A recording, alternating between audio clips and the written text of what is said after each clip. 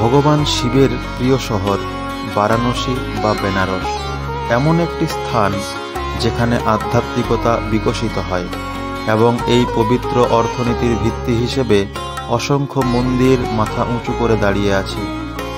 বিশ্বখ্যাত কাশীর মন্দিরগুলি শতাব্দীর পর শতাব্দী ধরে আধ্যাত্মিক সাধকদের আকর্ষণ করে আসছে। প্রতিটি রাস্তার মোড়ে এই উপাসনালয়গুলি অবস্থিত হওয়ায় বারাণসীকে মন্দিরের শহর বলা হয়।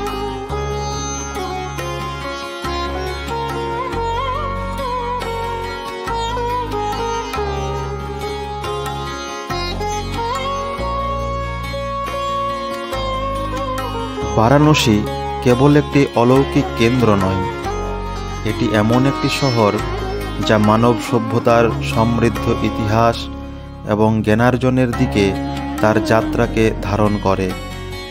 পবিত্র গঙ্গা নদী শহরের মধ্যে প্রবাহিত হয়, যা এর সারমর্ম এবং মনোমুগ্ধকরতা বৃদ্ধি করে।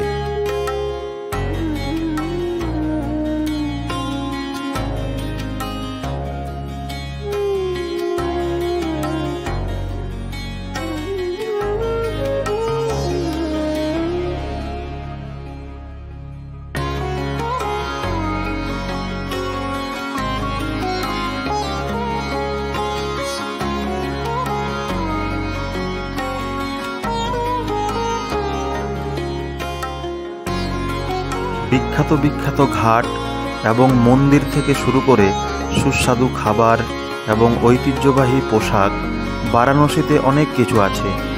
যদিও শহরটি ইতিমধ্যে সুপরিচিত, তবুও কিছু লুকানো রত্ন বা দেবালয় রয়েছে যা খোঁজার জন্য অপেক্ষা করছে। আসুন এমনই এক দেবালয়ের বিখ্যাত আকর্ষণ ঘুরে আসি।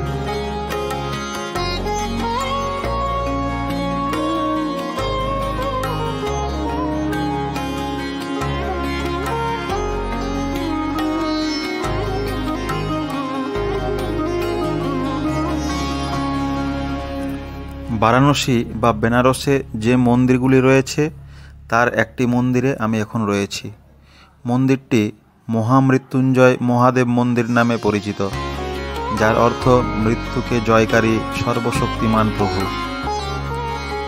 এতে অবাক হওয়ার কিছু নেই যে বিশ্বের বিভিন্ন প্রান্ত থেকে ভক্তরা পবিত্র মৃত্যুঞ্জয় মন্ত্র পাঠ করতে এখানে ভিড় জমান, যা বিশ্বাস করা হয় দীর্ঘস্থায়ী রোগ নিরাময় করে এবং অপ্রাকৃতিক বা অকাল মৃত্যু থেকে রক্ষা করে।